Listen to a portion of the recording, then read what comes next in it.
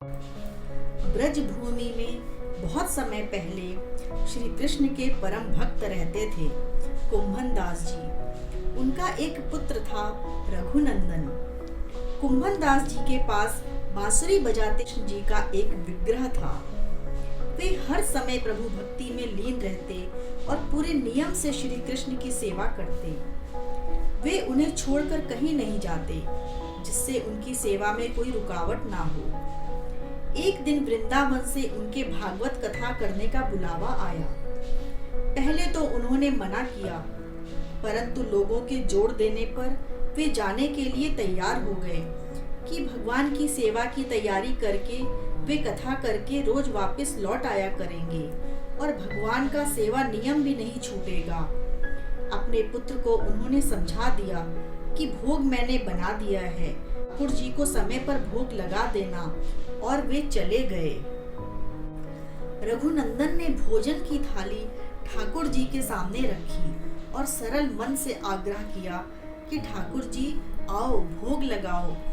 उसके बाल मन में ये छवि थी कि वे आकर अपने हाथों से भोजन करेंगे जैसे हम खाते हैं। उसने बार बार आग्रह किया, लेकिन भोजन तो वैसे ही रखा था। अब रघुनंदन उदास हो गया और रोते हुए पुकारा कि ठाकुर जी आओ भोग लगाओ।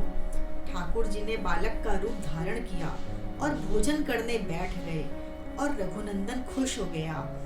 रात को कुंभन दास जी ने लौट कर पूछा कि भोग लगाया था बेटा? तो रघुनंदन ने कहा हाँ। उन्होंने प्रसाद मांगा तो पुत्र ने कहा कि ठाकुर जी ने सारा भोजन खा लिया है। उन्होंने सोचा बच्चे को भूख लगी होगी तो उसने ही खुद खा लिया होगा। अब तो ये रोज का नियम हो गया कि कुंभन दास जी भोजन की थाली लगाकर जाते और रघुनंदन ठाकुर जी को भोग लगाते। जब प्रसाद मांगते तो एक ही जवाब मिलता कि सारा भोजन उन्होंने खा लिया। कुंभन दास जी को अब लगने लगा कि पुत्र झूठ बोलने लगा है, लेकिन क्यों? उन्होंने उस दिन लड्डू बनाकर थाली में सजा दिए और छुपकर देखने लगे कि बच्चा क्या करता है।